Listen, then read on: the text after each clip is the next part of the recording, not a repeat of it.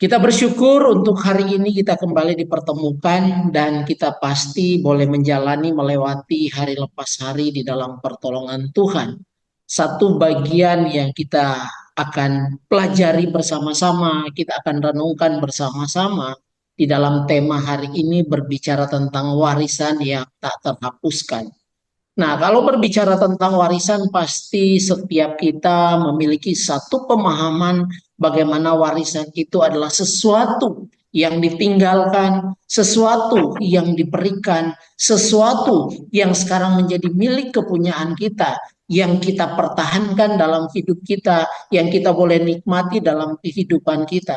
Tetapi di dalam bagian ini juga kita melihat tentang warisan yang tak terhapuskan. Maka dari sini kita akan belajar bersama-sama. Ketika kita membaca di dalam Kamus Besar Bahasa Indonesia, berbicara tentang warisan, itu adalah orang yang berhak menerima harta pusaka dari orang yang telah meninggal. Artinya, bagaimana seseorang mendapatkan sesuatu yang bukan milik dia sekarang menjadi milik dia karena orang yang memberikannya sudah meninggal atau sudah tidak ada lagi, maka itu menjadi milik dia.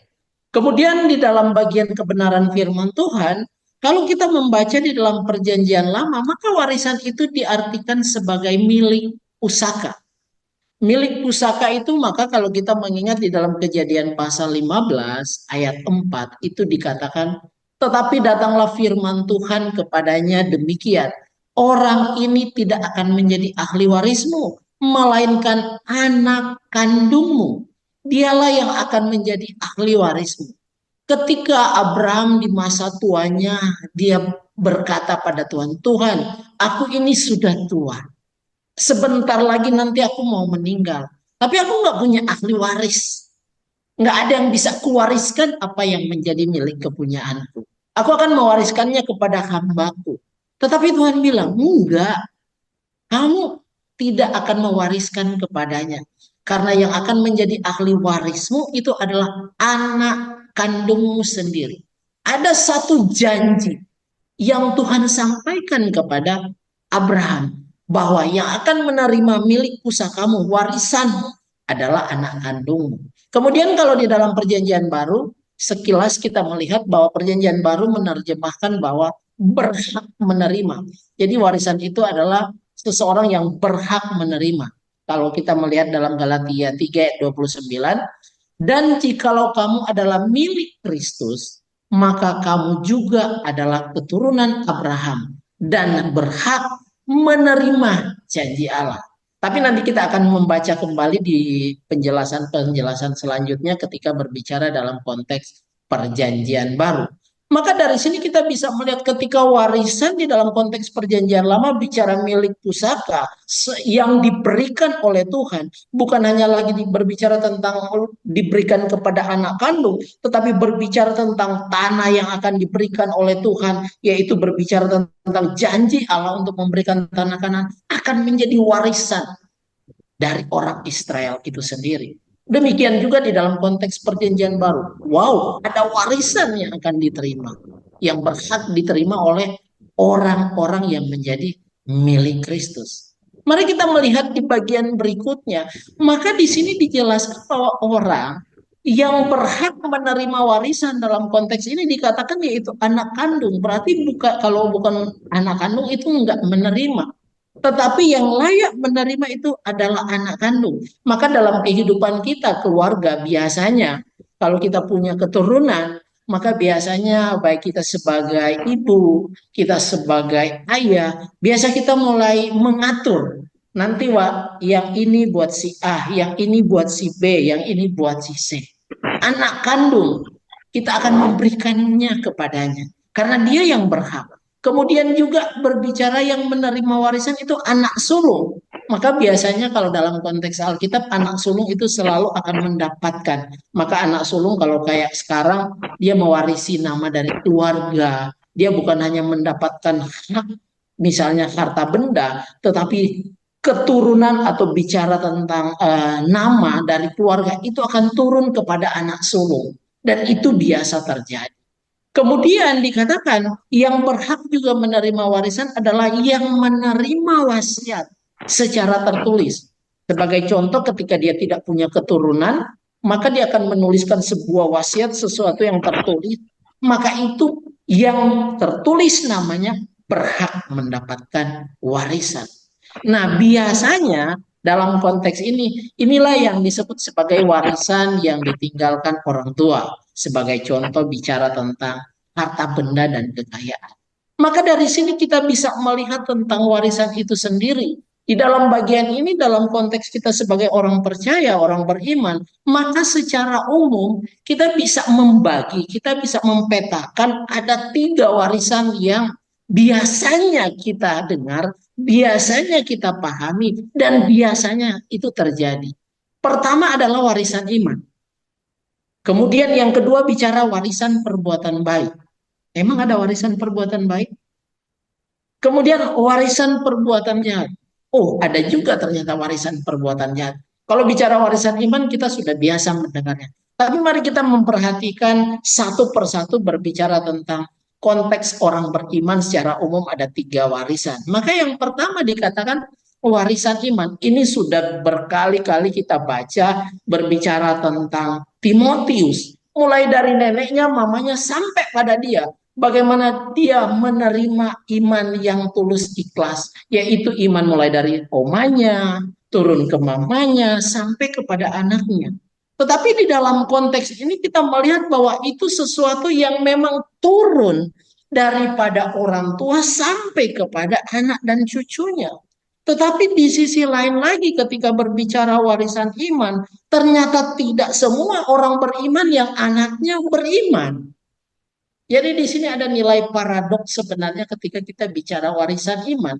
Warisan iman memang kita menemukan salah satunya dalam Timotius. Tapi kalau kita melihat di dalam konteks raja-raja, misalnya minggu lalu kita belajar di gereja itu bicara Raja Hizkia. Bagaimana dia melakukan pembaharuan dalam bait Allah.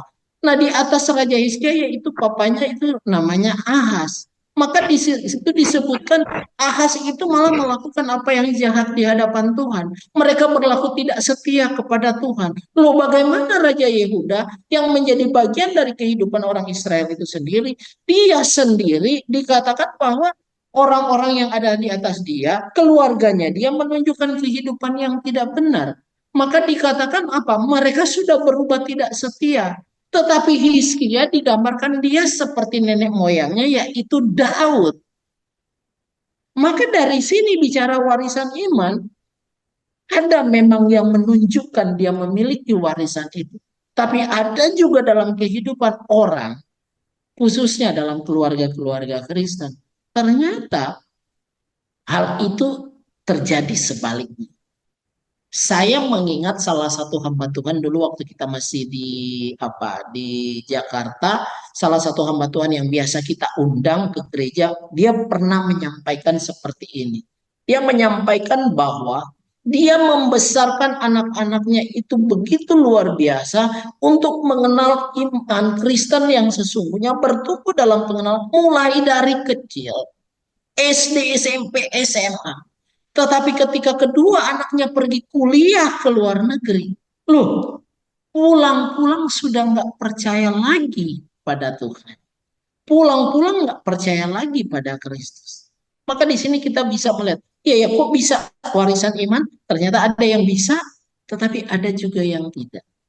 Hizkia membuktikan, Alkitab membuktikan, dan di kekinian sekarang kita juga menemukan ada hal-hal yang seperti itu. Kemudian hal yang kedua, ini bicara warisan iman.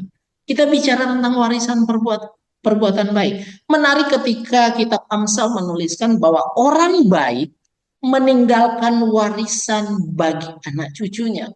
Maka orang baik sini mau memberikan satu gambaran bahwa orang yang memiliki gaya kehidupan yang benar, gaya kehidupan yang baik, gaya kehidupan yang menunjukkan sebagai orang yang bertuhan, maka dia akan meninggalkan warisan bagi anak cucunya. Maka warisan perbuatan baik itu adalah seantero sebuah kehidupan yang dijalaninya sampai kepada keturunannya, sehingga keturunannya melihat, oh iya, orang tuaku luar biasa. Dia bukan cuma rajin bergereja, dia bukan hanya rajin berdoa, tapi dia juga rajin menolong orang lain. Dia bukan hanya rajin menyembah, memuji dan memuliakan Tuhan, tetapi dia juga menunjukkan sikap yang peduli dengan sesama manusia. Maka dalam satu buku saya pernah membaca dikatakan seperti ini. Warisan yang baik itu adalah ketika seorang tua, ketika seorang ibu, atau ketika di dalam kehidupan keluarga itu mampu mewariskan sebuah kehidupan yang mengasihi Tuhan dan yang mengasihi sesama. Maka itu sebuah perjuangan yang luar biasa. Maka perbuatan baik itu lagi mengarah pada Tuhan plus mengarah juga kepada sesama. Nggak bisa dipisahkan. Pak, kalau saya cuma kepada Tuhan boleh nggak? Mana bisa kita bicara begitu? Pak, kalau cuma kepada manusia boleh nggak? Nggak bisa juga kita bicara begitu. Sudah otomatis kepada Tuhan dan kepada sesama. Maka dalam buku itu mengatakan itulah perbuatan yang baik. Tapi Amsal 13 sudah menekankan orang baik biasanya meninggalkan warisan yang baik bagi anak cucunya. Maka saat ini kita menjadi potret. Kita saat ini sebagai orang tua, kita ialah yang menjadi potret. Kalau kita sebagai orang tua, maka anak-anak melihat seperti apa mama saya, seperti apa oma saya. Maka itu menjadi potret dia untuk dia jalani dalam kehidupan. Kita sebagai hamba Tuhan, maka kita apa yang dilihat oleh jemaat dalam kehidupan kita. Maka itu menjadi potret bagi jemaat untuk melihat, oh ya, hamba Tuhan ternyata hidupnya seperti ini. Melakukan yang baik, yang berkenan kepada Tuhan. Maka orang-orang yang bersama-sama akan melakukan juga hal yang baik. Dan itu sebuah perjuangan bersama. Maka dari sini kita bisa melihat orang baik meninggalkan warisan bagi anak cucunya, tetapi kekayaan orang berdosa disimpan bagi orang benar. Ini sesuatu yang agak berbeda, tapi kita lebih melihat kepada warisan bagi anak cucu, yaitu perbuatan yang baik. Kemudian hal yang ketiga, kita melihat berbicara tentang warisan perbuatan jahat. Ketika dilihat tuh bahwa kejahatan manusia besar di bumi dan bahwa segala kecenderungan hatinya selalu membuahkan kejahatan semata-mata, maka Tuhan menyesal dengan manusia. Artinya, sejak manusia jatuh dalam dosa, maka kecenderungan hatinya itu jahat. Bahkan kalau kita membaca di dalam Roma pasal yang pertama, kita menemukan betapa jahatnya manusia. Tetapi kita mundur sedikit. Kalau kita membaca di dalam kitab Raja-Raja maupun di dalam kitab Tawari, khususnya dalam konteks Hizkia, itu menarik. Kenapa? Karena situ digambarkan bagaimana mereka percaya kepada Tuhan, tetapi mereka juga percaya kepada penyembahan berhala. Maka di dalam rumah ibadah, di dalam tempat untuk bertemu dengan Tuhan, di dalam tempat untuk mereka memuji, mengagungkan Tuhan, di situ juga dibawahkan dewa-dewa untuk masuk dalam bait Allah. Maka mereka mencampur adukan antara Tuhan dan dewa manusia. Dewa yang adalah mati dicampur adukan dengan Tuhan yang memimpin mereka sebagai umat. Maka Tuhan begitu marah. Bagaimana mungkin engkau adalah umatku, tapi engkau melakukan hal yang berbeda. Hal yang jahat di mata Tuhan. Maka kita bisa melihat saat ini dalam kehidupan kita. Seperti apa perjuangan kita sebagai ibu-ibu. Perbuatan-perbuatan apa yang kita tunjukkan. Maka dari sini kita bisa belajar. Banyak ibu-ibu yang terus berjuang untuk melakukan hal yang baik. Semakin usianya semakin terus bertambah. Dia terus memikirkan apa yang harus aku buat supaya aku menjadi berkat bagi banyak orang. Supaya aku bisa meninggalkan cerita minimal. Oh ya, ibu ini adalah orang yang baik. Yang mengasihi Tuhan. Dan yang peduli kepada sesama. Maka itu akan menjadi sebuah cerita yang berkesinambungan ketika dia masih ada di dalam dunia. Kalaupun sudah tidak ada, setidaknya orang masih mengingat ada perbuatan-perbuatan yang baik yang ditinggalkannya, yang diwariskannya kepada generasi berikutnya. Tetapi di sisi yang lain perbuatan jahat mengikuti hal yang sama. Maka kalau kita belajar di dalam surat Paulus kepada jemaat Korintus, itu betapa luar biasanya. Orang percaya tetapi meragukan Tuhan. Orang percaya tetapi menolak Tuhan. Mereka mencampur adukan kepercayaan kepada Tuhan dengan ajaran yang berbeda. Mereka percaya Tuhan, tetapi mereka bilang bahwa Kristus itu hanya manusia yang rohani, yang punya perbuatan yang baik. Itu ajaran Gnostik mengajarkan seperti itu. Tetapi Paulus bilang enggak. Kristus itulah yang kudus, yang suci, yang mulia, yang telah menebus dosa-dosamu. Maka hanya dengan percaya padanya kamu diselamatkan. Tapi dalam konteks orang-orang Gnostik yang ada di jemaat di Korintus, justru mereka mengajarkan berbeda dengan apa yang seharusnya dilakukan. Maka mereka mengatakan dengan kita berbuat baik kita bisa mendekati yang namanya. Dengan kita berbuat baik, kita bisa mendekati yang maha kuasa itu. Padahal firman Tuhan mengatakan dengan beriman kepada Tuhan, percaya kepada Tuhan, maka engkau disatukan dengan Kristus itu. Sebuah hal yang berbeda. Maka warisan perbuatan jahat itu terlalu banyak yang terjadi di dalam kehidupan manusia yang sering kali dia abai, sering kali dia lupa bahwa itu hal yang ditentang oleh Tuhan. Maka buat kita sebagai ibu-ibu, sebagai orang tua yang kita beribadah bersama-sama, seperti apa hidup kita? Perkataan kita menunjukkan perbuatan yang jahat atau baik? Orang lain yang menilai kita. Mungkin kita menilai kita baik, tapi tunggu dulu, orang lain menilai kita baik atau enggak? Tetapi kalau kita berbuat baik, berbuat benar, sesuai dengan yang Tuhan inginkan, orang mau salahkan, orang mau bilang kita nggak baik, kita nggak benar, nggak jadi masalah. Yang menjadi persoalan, kalau memang kita nggak baik. Itu yang paling penting yang harus kita ingat. Maka ketika Tuhan melihat manusia jahat, mana Tuhan nggak suka dengan manusia. Nah sekarang buat kita sebagai orang yang percaya pada Tuhan, sebagai orang percaya pada Kristus yang adalah Tuhan dan Juru Selamat kita, perbuatan apakah yang kita tampilkan, yang kita lakoni di keseharian kehidupan kita akan menjadi cerminan bagi orang-orang yang melihat, akan menjadi cerminan bagi generasi yang akan menggantikan kita. Itu berbicara tentang tiga warisan yang biasanya. Maka ketiga warisan itu, kalau kita lihat sekilas, cenderung warisan-warisan ini memang sifatnya sementara. Karena hari ini bisa baik, besok bisa jahat. Hari ini jahat, besok bisa baik. Itu sifatnya sementara. Sedangkan kita lagi melihat sesuatu yang warisan yang tidak terhapuskan itu seperti apa sebenarnya? Kalau dalam kehidupan dunia ini semua bersifatnya sementara. Tetapi kadang itu menjadi perjuangan kita yang berat. Mewariskan harta benda kepada anak kita berjuang mati-matian. Tapi seringkali kita lalai untuk mewariskan perbuatan-perbuatan yang baik. Itu seringkali terjadi. Dan itu pergumulan kita sebagai orang-orang yang percaya pada Tuhan. Maka dari sini kita bisa melihat warisan dalam konteks perjanjian baru tadi saya mengatakan dikatakan berhak menerima.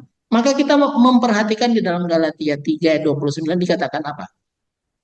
Dan jikalau kamu adalah milik Kristus, maka kamu juga adalah keturunan Abraham dan berhak menerima. Maka warisan itu diterjemahkan kita berhak menerima. Dalam konteks kita sebagai orang percaya saat ini, maka kita berhak menerima apa? Warisan apa? Siapa ahli warisnya? Kalau kita membaca di dalam kitab Injil, maka kita menemukan di situ ada sebuah perumpamaan dikatakan seperti ini. Bahwa Kristuslah ahli warisnya. Yang diberikan Bapaknya bagi manusia untuk menebus dosa manusia. Maka ketika ahli waris itu datang, dalam perumpamaan itu dikatakan, ini loh ahli warisnya datang. Ayo kita bunuh dia, kita selesaikan dia. Jadi orang-orang yang mau menerima warisan, justru dikatakan, Kristus yang adalah ahli waris, justru dikatakan Alkitab dibunuh dalam perumpamaan itu. Nah, sekarang ketika Kristus menjadi ahli waris, loh, mendapatkan warisan apa dong kita yang percaya pada Kristus? apa yang kita akan dapat? Maka dikatakan, keturunan Abraham berhak menerima janji Allah. Apa yang menjadi janji Allah dalam kehidupan kita? Selanjutnya, warisan juga diterjemahkan mendapat bagian. Maka dalam 1 Korintus pasal 6 ayat 9a dikatakan begini. Paulus mengatakan kepada jemaat Korintus, atau tidak tahukah kamu bahwa orang-orang yang tidak adil tidak akan mendapat bagian dalam kerajaan Allah. Atau mau dikatakan seperti ini, orang-orang yang hidupnya tidak benar, orang-orang yang hidupnya di dalam kecemaran, orang-orang yang hidupnya di dalam perbuatan jahat mereka, dikatakan mereka tidak mendapat bagian. Artinya apa? Mereka tidak mendapat warisan. Mendapat warisan di mana? Maka dikatakan mereka tidak mendapat bagian dalam kerajaan Allah. Artinya ada sebuah dimensi yang jauh yang Tuhan sudah persiapkan bagi kita sebagai orang yang menjadi percaya pada Kristus. Maka di sini warisan mendapat bagian dikatakan lagi menunjuk kepada orang-orang yang benar, orang-orang yang sesuai dengan apa yang hidup sesuai dengan hukum-hukum Tuhan, maka dikatakan mereka akan mendapatkan bagian dalam kerajaan Allah. Artinya apa? Mereka pasti mendapatkan warisan itu. Dan warisan itu bukan bersifat sementara. Tapi warisan kerajaan Allah itu berbeda.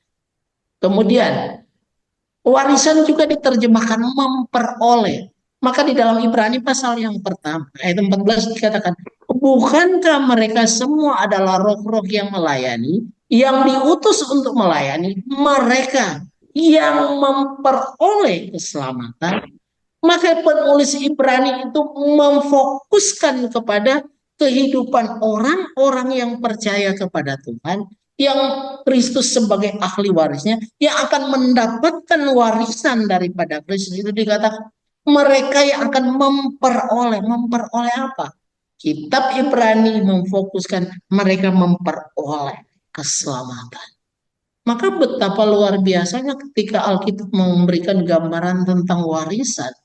Maka di sini kita bisa melihat, oh iya, ternyata ada warisan yang bersifat sementara, ada warisan yang bersifat hari ini ada, besok sudah nggak ada yang bersifat warisan nanti bisa hilang, tetapi ada juga warisan yang tidak terhapuskan yang Alkitab ajar. Maka dari sini kita bisa melihat apa yang dikatakan. Dalam Roma Paulus mengatakan seperti ini, khusus kepada orang percaya. Dan jika kita adalah anak, maka kita juga adalah ahli waris. Artinya ketika kita menjadi orang yang percaya, kita menjadi anak-anak Allah, kita menjadi ahli waris. Maksudnya orang-orang yang menerima janji-janji Allah. Mundur dalam kitab Kejadian dikatakan bagaimana Tuhan berjanji kepada Abraham. Apa yang menjadi janji-janjinya kepada keturunannya. Sekarang di dalam perjanjian baru dikatakan bahwa orang yang menerima, apa dikatakan orang-orang itu dikatakan sebagai anak-anak, maka kita juga adalah ahli waris. Maksudnya adalah orang-orang yang berhak menerima janji-janji Allah. Apa janji-janji Allah itu? Apakah hanya untuk mendapatkan sisa uang warisan dari orang tua, sisa warisan dari Abraham? Apakah hanya untuk mendapatkan warisan yang sudah disiapkan oleh Ibu Neti buat anak-anak? Warisan yang sudah disiapkan oleh Ibu Ferani buat keturunannya? Warisan yang sudah disiapkan oleh Om Matian kepada anak-anaknya? Atau seperti apa? Tapi Alkitab mengatakan, yang akan menerimanya bersama-sama dengan Kristus. Yaitu apa? Jika kita menderita bersama-sama dengan dia, supaya kita juga dipermuliakan bersama-sama dengan dia. Roma 8 ayat 7. Maka ini lagi mau mengingatkan kepada kita Orang yang percaya akan menjadi ahli waris, menerima janji-janji Allah, bukan yang ada di dalam dunia ini, tetapi menerima janji-janji Allah yang bersifat kekal dalam hidup kita. Maka dikatakan supaya kita juga dipermuliakan bersama-sama dengan Dia. Kemudian Alkitab menuliskan seperti ini. Karena begitu besar kasih Allah akan dunia ini, sehingga Ia telah mengaruniakan anaknya yang tunggal, supaya setiap orang yang percaya kepadanya tidak binasa, melainkan beroleh hidup yang kekal. Maka dari sini kita bisa melihat bahwa janji Allah, warisan yang kita berhak terima, warisan yang bersifat kekal itu, atau warisan yang tidak terhapuskan itu adalah hidup yang kekal bersama dengan Tuhan. Maka kalau kita berbicara tentang warisan kekal ini, inilah warisan yang paling bernilai di dalam dunia ini. Inilah warisan yang paling terhormat di dalam dunia ini. Inilah warisan yang paling mahal yang tidak pernah diperjualbelikan di dalam dunia ini. Yang hanya satu-satunya diberikan Tuhan kepada orang yang percaya kepadanya. Maka kalau saat ini kita masih berjuang di dalam dunia ini, mengumpulkan apa yang bersifat fana untuk kita wariskan, memang nggak salah. Tapi kita harus berpikir dua kali lipat. Bahwa ada hal yang penting yang harus kita wariskan kepada keturunan kita. Kepada anak kita. Kepada cucu kita. Kepada menantu kita. Kepada siapapun keluarga yang bersama-sama dengan kita. Apalagi kita di dalam kumpulan orang yang percaya. Suatu ketika seorang tua berkata begini, apa yang kau harapkan dari papa dan mama? Dia berkata begini, yang saya harapkan adalah warisan dari papa dan mama. Kenapa kau mengharapkan warisan dari papa dan mama? Karena milik papa dan mama ternyata banyak. Jadi saya menginginkan itu. Dan yang terjadi adalah ketika dia menginginkan warisan, maka warisan itu diberikan kepadanya. Tetapi melalui warisan itu, justru di situ muncul kebencian. Justru di situ muncul perkelahian. Di situ muncul ketidaksukaan. Bahkan sampai muncul pembunuhan.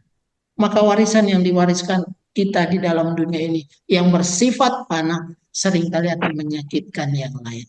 Bagi yang tidak takut akan Tuhan. Tetapi ketika berbicara tentang warisan yang Tuhan beri buat kita yang percaya kepadanya, wow, kita bisa menikmatinya mulai hari ini sampai selama-lamanya. Karena nggak bisa dihapus. Kalau orang tua udah sakit hati dengan anaknya, walaupun dia udah bikin wasiat warisan buat anaknya, dia bisa hapus. Nggak bisa, gua nggak kasih ke anakku. Anakku kurang ajar, anakku durhaka, dihilangkan di dalam uh, wasiat supaya tidak menerima warisan. Biasa itu dilakukan dan banyak orang melakukan hal itu. Tetapi ketika bicara tentang warisan yang tidak terhapuskan, maka warisan yang diberikan oleh Tuhan yaitu hidup yang kekal. Maka sebagai kesimpulan pada hari ini saya mau mengatakan bahwa warisan yang tidak terhapuskan adalah warisan kehidupan dan keselamatan yang kekal yang diberikan oleh Tuhan. Itulah warisan yang indah. Itulah warisan yang paling mahal. Itulah warisan yang mulia dan yang begitu berharga yang nggak bisa diberikan oleh orang tua kepada anak-anak. Orang tuanya bisa memberikan warisan berupa harta benda dan kekayaan. Plus perbuatan baik bagi anak. Plus percaya kepada Tuhan. Tetapi hidup apa? Tetapi warisan yang tidak terhapuskan adalah pemberian daripada Tuhan untuk setiap kita yang percaya kepadanya, yang menjadi anak-anaknya, dan yang menerima kehidupan, keselamatan yang kekal. Biarlah hari ini menjadi sebuah perenungan buat kita. Perjalanan kehidupan kita puluhan tahun. Sampai kita di usia yang semakin rapuh saat ini. Tetapi biarlah di sisa hidup kita, di waktu yang Tuhan masih beri, Mari kita beri yang terbaik. Kita tunjukkan yang terbaik. Maka warisan yang kita bisa berikan saat ini bagi anak cucu kita, yaitu biar kita menunjukkan kita mengasihi Tuhan dengan segenap hati dan kita mengasihi sesama dengan segenap hati. Maka itulah yang menjadi sebuah kekuatan bagi generasi-generasi kita yang akan mewarisi perilaku kehidupan, sikap-sikap yang kita tunjukkan dalam kehidupan kita. Karena warisan yang tidak terhapuskan hanya Tuhan yang bisa memberi buat kita untuk kita nikmati di kehidupan kita. Amin untuk kebenaran firman Tuhan. Biarlah firman Tuhan terus menolong kita, mengingatkan kita bahwa pemberian Tuhanlah yang indah, mulia, terhormat bagi kita sebagai anak-anak Tuhan. Kita berdoa. Kami sungguh bersyukur ya Tuhan untuk kasih-Mu bagi kami. Kami sungguh berterima kasih untuk pertolongan Tuhan dalam hidup kami. Dan biarlah setiap kebenaran firman boleh terus mengingatkan kami betapa Tuhan begitu mengasihi kami. Engkau mewariskan yang terindah dalam hidup kami, yang tidak bisa diambil oleh siapapun. Untuk itu ya Tuhan, biarlah kami terus mensyukuri akan kasih Tuhan yang nyata dalam hidup kami, yang telah menebus kami, yang telah memberi kehidupan kepada kami, dan yang telah menyelamatkan kami semua. Biarlah hari-hari yang kami jalaninya, kami boleh jalani di dalam takut akan Tuhan. Dan biarlah setiap kami boleh terus memberikan yang terbaik dalam hidup kami, melalui sikap, perilaku, perkataan kami, sehingga hidup kami boleh menjadi berkat bagi banyak orang. Terima kasih ya Tuhan. Di dalam nama Tuhan Yesus Kristus, kami bersyukur, kami berdoa. Amin.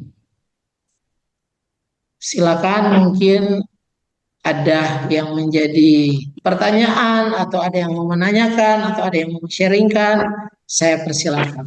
Silakan Ibu Marli, Oma Marli ya. Saya sudah dengar aja, saya mau wariskan apa ya?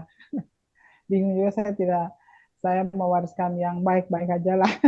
Semoga Tuhan menyertai. Yang ibu-ibu yang lain banyak, silakan. Ada Bu Nelly, ayo ibu-ibu, ada Bu Lasma, silakan Bu, yang mau memberikan, silakan. Ibu Lasma nggak kedengaran suaranya. Bu Lasma kedengaran. Kedengaran suaranya. Saya kedengaran nggak? Bu Nelly udah kedengaran. Sangat kedengaran kalau Ibu Nelly. Oh sangat. Aduh. Iya, sangat tertarik sih ya. Sudah kedengaran kah? Ya, sudah Bu Lasma. Terima kasih. Terima kasih atas kesempatan ini dan salam kangen buat semua.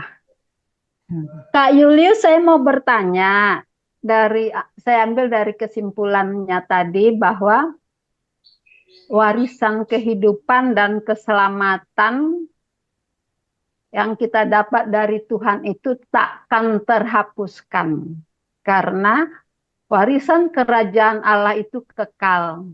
Yang menjadi pertanyaan, warisan iman yang telah kita turunkan kepada anak cucu bisa hilangkah? Singkat dan padat Kak Julius. Oke, terima kasih. Iya, tadi saya mengatakan warisan iman salah satu contoh kita belajar dari Timotius. Tapi ketika kita belajar dari sisi kehidupan orang Israel, maka kita menemukan Raja Ahaz ketika dia hidup sebagai Raja Yehuda, dia menunjukkan apa yang jahat di hadapan Tuhan. Tetapi ketika anaknya Hizkia, justru dia menunjukkan sebagai pribadi yang takut akan Tuhan, dan Alkitab mengatakan tidak ada sesudah dia yang melakukan yang baik seperti yang difirmankan oleh Tuhan. Maka kita melihat warisan iman yang kita turunkan dalam kehidupan kita, sebenarnya kalau mau jujur, kita nggak mampu mewariskan iman pada anak kita. Kalau kita mau jujur. Karena warisan iman itu adalah dari Tuhan sendiri kepada keturunan kita. Kita hanya sebagai pribadi yang harus bertanggung jawab mengajarkan tentang iman Kristen itu kepada anak-anak kita. Maka ketika bicara warisan iman, kan kita sering berbicara warisan iman. Seberapa hebat kita mewariskan iman pada anak kita? Kita ini rapuh sekali. Tapi kalau Tuhan yang mewariskannya melalui kehidupan kita, artinya Tuhan memberikan iman. Kan iman, kalau Alkitab bilang iman itu hadir melalui pendengaran akan firman Tuhan. Kita rajin belajar Alkitab, kita rajin belajar firman Tuhan, maka iman kita terus bertumbuh. Anak kita nggak pernah belajar, apa yang kita mewariskan? Disitulah yang menjadi persoalan dalam kehidupan kita. Maka ketika kita melakukan yang paling baik, belum tentu anak bisa mengikuti apa yang kita dapatkan. Maka ini menjadi perjuangan. Waktu kita berjuang melakukan yang baik, mari kita berdoa untuk keturunan kita. Supaya mereka mendapatkan warisan iman yang sesungguhnya. Dan itu perjuangan kita sebagai orang tua. Karena memang nggak gampang. Saya tadi sempat menyampaikan kesaksian dari salah satu hamba Tuhan yang sering waktu lalu khotbah di tempat kita, waktu dia mengatakan bagaimana dia mewariskan iman dari masih dalam kandungan. Tetapi ketika kuliah ke Amerika, pulang-pulang sudah nggak ada iman. Maka dia merasa dia menjadi orang tua yang bersalah, merasa menjadi orang tua yang nggak bertanggung jawab, yang gagal dalam mewariskan iman. Maka kalau mau jujur, iman nggak bisa kita wariskan seperti kita mewariskan kue, harta benda kepada anak kita. Karena iman harus bertumbuh dalam firman Tuhan itu sendiri. Membaca, merenungkan firman. Dan itulah yang Tuhan taruh dalam hidup kita, khususnya bagi turunan kita. Tapi jangan pernah berhenti buat kita untuk terus mengajarkan, mengingatkan kepada anak kita.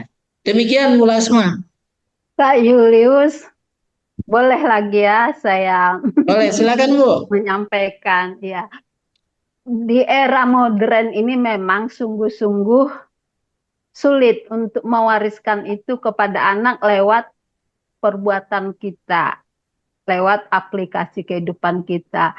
Cuma saya mau bertanya lagi ke Kak Julius, saya ambil dari tokoh Alkitab deh.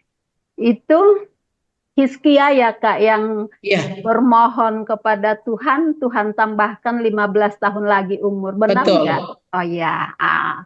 Ini kan dari orang tuanya ke dia itu kan agak beda ya. Orang tuanya begini, warna anaknya jadi seperti ini. Tapi dari Hizkia ke anaknya juga berubah lagi warnanya. Berubah lagi. Hampir sama dengan opungnya. Nah, jadi Hizkia ini kalau diambil alurnya seolah-olah terjepit oleh anak dan orang tua di bidang keimanan. Jadi sepertinya gagal, itu istilah kita dulu. Kita lihat lagi Timotius. Sesungguhnya dari opung borunya, dari emaknya lah dia menemukan warisan iman. Karena dari kecil Timotius sudah diajarkan oleh opung borunya apa itu iman. Alkitab tidak menceritakan apakah opung borunya ini ambil peran untuk menumbuh kembang iman cucunya. Apakah karena suami Eunike itu seorang Yunani sehingga opungnya ambil alih. Tapi sesungguhnya emak dan opungnya lah yang berperan sehingga si Timotius sebagaimana adanya nyambung satu frekuensi dengan Rasul Paulus sehingga dia menjadi anak rohani Paulus dan menjadi berkat bagi banyak orang.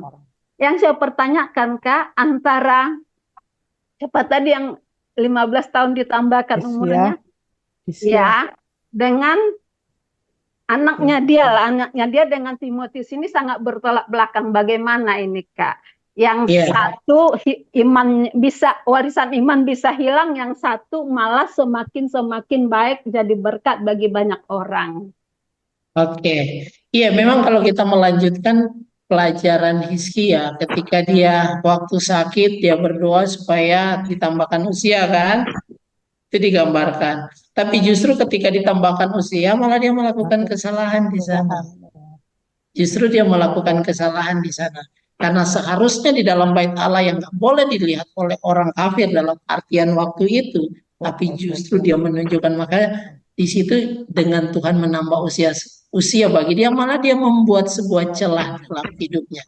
Tetapi di sisi lain ketika melihat Timotius, maka kita melihat, wow, dia bisa melihat dari neneknya, dari emaknya. Maka yang saya mau katakan di sini adalah waktu kita sebagai orang tua, waktu kita melakukan hal yang baik, menunjukkan kita beriman pada Tuhan, mengajarkan iman kepada anak-anak kita.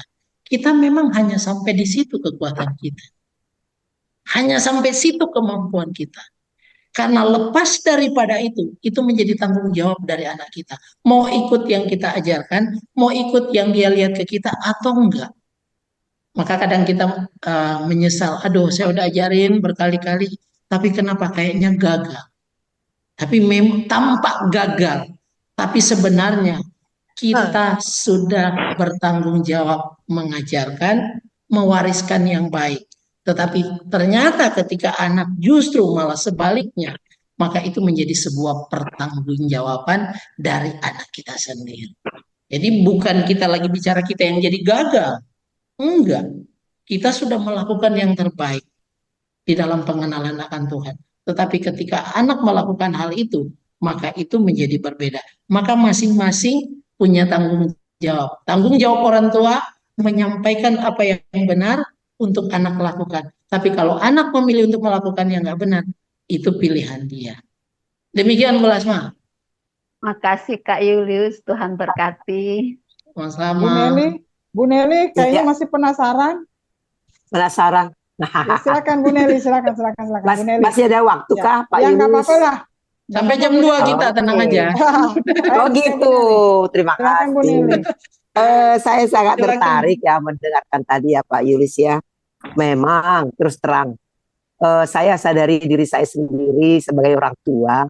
Waktu kecil-kecil anak saya ini memang kita perlihatkan ya, pertunjukan ini yang benar, ini yang kita bawa sekolah minggu semua ya.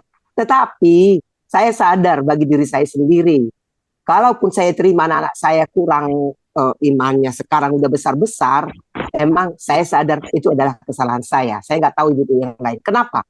Waktu mereka sekolah, apa yang saya kejar? Ya, saya bekerja. Apa yang untuk anak-anak saya berikan? Mereka itu saya bimbing untuk les matematika, les bahasa Inggris. Adakah les agama? Nah, mana? Ini yang saya inikan ya, saya menyesal. Saya dengar tadi ini ya, ada penyesalan sedikit. Benar-benar, coba kalau di sekolah, kita ketika ambil rapor, kita lihat matematika 8, 9 bahasa Inggris. Oh, good. Kita lihat agama 6, gak apa-apa lah. Agama. Kan? Itu udah salah besar. Apa yang mau kita wariskan? Itu benar sekali, itu fakta dan itu nyata. Bagi saya, nggak tahu bagi ibu yang lain. Coba, kalau terima rapot itu paling saya dulukan. Mana saya lihat dulu. Angka yang paling tinggi itu adalah bahasa Inggris. Matematika, wah anak saya pinter. Kalau agama 9, biasa-biasa aja. Agama sih ya di mana-mana bisa dipelajarin. Nah, itulah jawabannya Pak yang saya terima sekarang. Saya nggak tahu ya. Nah yang kedua, itu dalam kehidupan saya. Yang kedua, bagi kami orang Batak dulu ya. Katakan itu arisan itu yang bagi-bagi untuk anaknya. Wah, saya lihatlah orang tua saya dulu waktu cari harta itu, buat di sini, beli di sana sampai dia tidak menikmati. Setelah dia meninggal, apa anak-anaknya? Berebut, seperti yang tadi Bapak bilang diwariskan harta benda. Nah, inilah yang terjadi faktanya kepada kami orang Batak. Banyak berselisih, banyak saling ke pengadilan gara-gara harta dari warisan orang tua.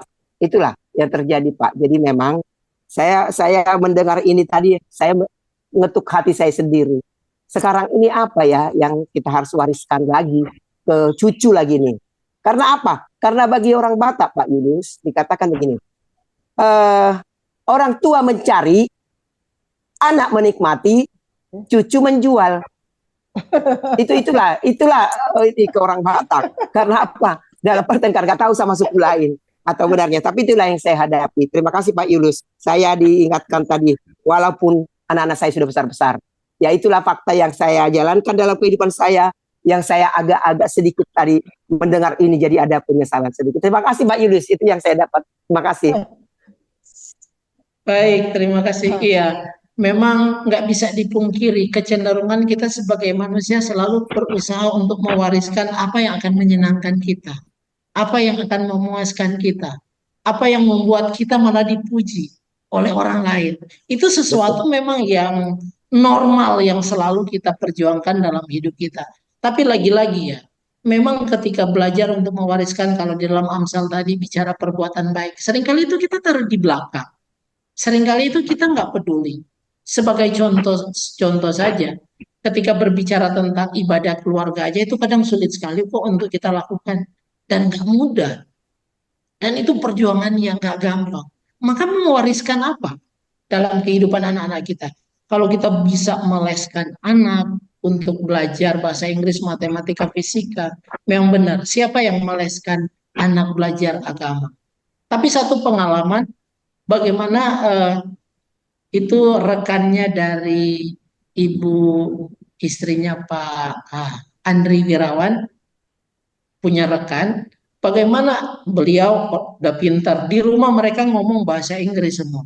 Tapi satu ketika beliau mengatakan, iya anakku udah pintar, dari kecil udah pintar semua. Tapi dia mencari seseorang untuk mengajarkan agama. Karena nggak ada yang ngajarin agama.